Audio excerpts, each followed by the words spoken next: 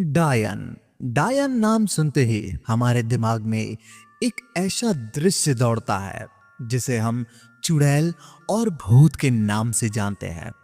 आज की कहानी सुनकर आप सभी के रोंगटे खड़े हो जाएंगे। आज एक ऐसी ही डायन की कहानी है।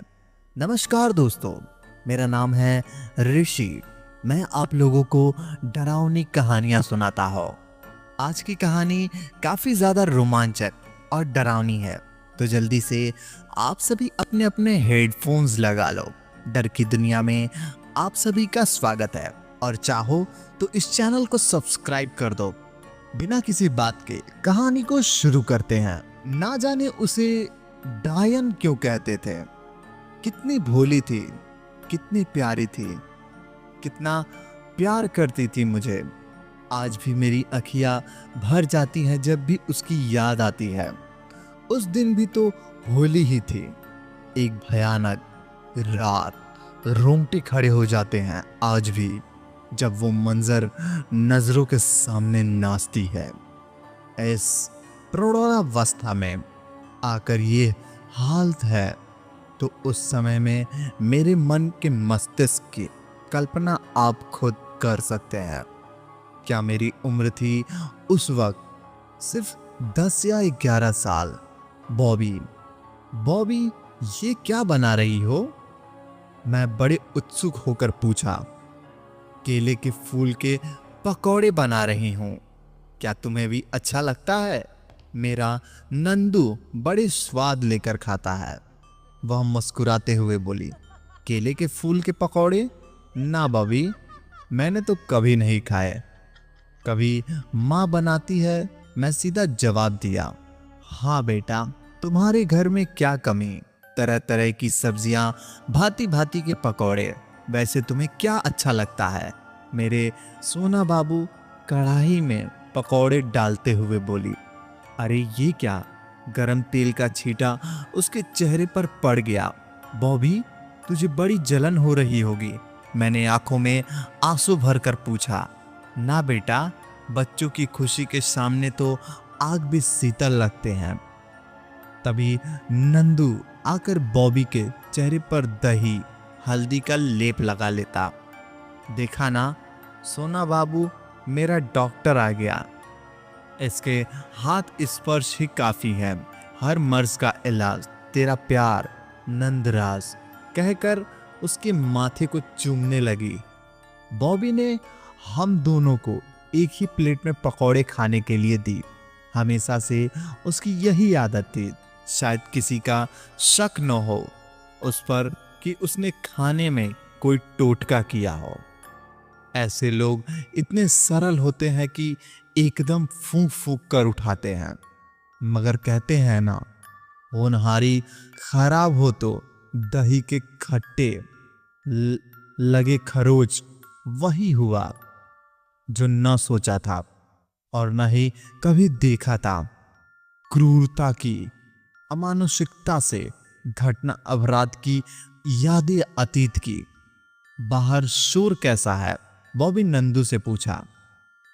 अरे बच्चों, त्योहार का दिन है तो शोर होना स्वाभाविक ही है। बॉबी सहजता से बोली।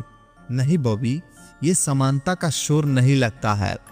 शोर करने वाले इधर की तरह ही आ रहे हैं। आखिर क्या बात हो सकती है? मैंने कहा। तभी दरवाजे पर दस्तक हुई और एक साथ कई दरवाजे आई। दरवाजा खोला। बुढ़िया, अरे सुनाई भी देता है कि मर गई। अरे कहां से मरेगी? सारी दुनिया के खाने वाली ऐसे ही मरती हैं, तड़प तड़प कर मरती हैं। पहले अपना गुह झींगती है, ऐसे नहीं खेल खोलेगी। बड़ी ढीठ औरत है यह। दरवाजा तोड़ के लकड़ी के दरवाजे को डंडे से कुल्हाड़ी से ताबड़तोड़ चोट पड़ने लगी। अरे यार, लकड़ी का ब्रज कपाट टूटने का नाम ही नहीं लेता। लो, टूट गया। निकल साली, भागने का नाम नहीं लेना। आज पता चलेगा तुम्हें हमारे दुष्कर्मों का फल। बॉबी बेचारी दीवार से चिपक कर खड़ी थर थर कांप रही थी। हम दोनों बच्चे उसके हाथ पकड़कर घबराए हुए रो रहे थे। छोड़ दो, मेरी बॉबी को इसने कुछ नहीं किया है, नंदू रोते हुए बोला। हाँ हाँ छोड़ दो बॉबी, उन्होंने कुछ नहीं किया, मैंने कहा। तभी सरपंच के गुंडे ने हम दोनों को खींचकर बाहर के तरफ ले गया। पहलवान भिक्खा यादव ने बॉबी के बालों को पकड़कर बाहर खींच लिया। दूसरा पहलवान टेकने दास ने बॉबी को सफेद रंग की धोती के एक ही झटके में खींच लिया। अब वह साया और ब्लाउज को अर्धनंग कर का चुपचाप खड़ी थी, अपने बाहों की कैंची बनाकर अपने छाती को ढकने का प्रयास कर रही थी कि पहलवान भिक्खा यादव ने उसके ब्लाउज को चटाक से फाड़ दिया। फिर भी बॉबी अपने इज्जत को ढकने का प्रयास कर रही थी। साली को बड़ा शर्म आता है, कहते हुए टेकन पहलवान ने साया को भी तार तार कर दिया। अब बेचारी पूर्ण नग्न अवस्था से भागने लगी। सभी उसे खदेड़ रहे थे। आगे से चिलको ताई ने घेर कर बॉबी के चेहरे को कातिक पोक कर चप्पल से सिर पर मारा। अब तो झुमड़ी ने भी अपना असर निकाल लिया, उसके गले पर घाव का हार डाल दिया। आमुष्णरिक हरकतों की अति हो रही थी। पुरुष तो राक्षस बन चुके थे, महिलाओं ने ममता और दया को ताक कर छोड़ दी थी। बेचारी असहाय अबला किस्मत की मारी भाग रही थी। गली गली डगर डगर कौन रक्षक, सबके सब बन गए भक्षक। हारी दुनिया के लोग। भाग साली, कहां तक भागेगी? आज नहीं तुझे छोड़ेंगे हम लोग। तेरे करतूतों का अंत हो गया। भाग भाग, तेरे भागने के लिए सारी धरती भी छोटी पड़ जाएगी। और यह तो छोटा गांव है यार। टेकन पहलवान पीछा करते हुए खींचा।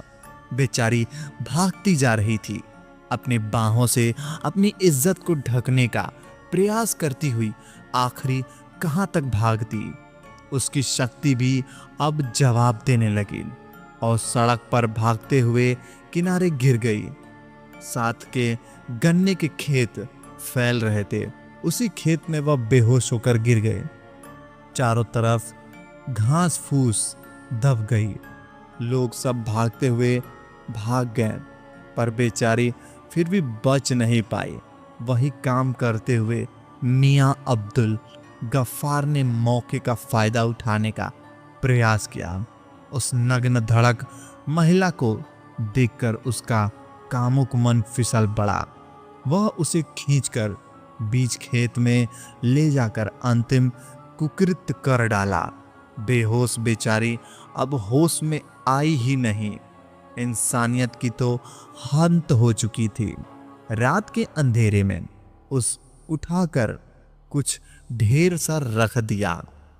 जिस लोगों ने होलिका दहन में जलाने वाले थे, सभी थक हार कर अपने अपने घर गए। वह बेचारी जीवन और मौत से जूझते हुए शायद दुनिया को विदा करके कगार पर थी। अधरात गए सभी नाचते गाते आए और उसे ढेर में आग लगाकर नाचते गाते रहे, मगर वह बेचारी तड़प कर भी रही थी। होलिका के साथ वह भी जल गई। कहते हैं ना, शरीर मरता है, आत्मा कभी नहीं मरती। तो देखते हैं क्या हुआ उसकी आत्मा के साथ। आखिर क्या होगा अब उन लोगों के साथ, उन गांव वालों को? क्या वह उन्हें ऐसे ही छोड़ देगी या उसकी आत्मा कुछ ऐसा करेगी जिससे पूरे गांव को उसे भुगतना पड़ेगा? जानने के लिए मिलते हैं अगले भाग में। तब तक के लिए धन्यवाद। अगर कहानी पसंद आई हो तो वीडियो को लाइक और चैनल को सब्सक्राइब कर दो, ताकि हमारी आने वाली कहानियां सबसे पहले आप तक पहुंचे। धन्यवाद।